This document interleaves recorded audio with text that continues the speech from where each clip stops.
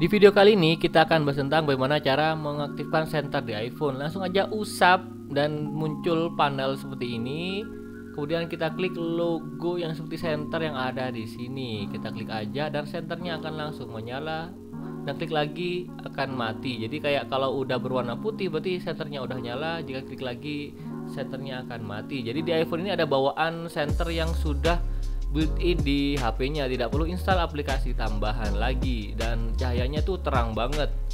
Di iPhone ini lebih soft tapi terang gitu loh. Kita coba lagi caranya, kita aktifkan. Nah, ini udah nyala, kita lihat sudah menyala ya LED flash di belakang atau senternya. Oke guys, itu aja untuk video kali ini. Terima kasih udah nonton, jangan lupa klik like, subscribe, dan juga komentar kalian ya. Oke, itu aja. Sampai jumpa di video selanjutnya. Terima kasih.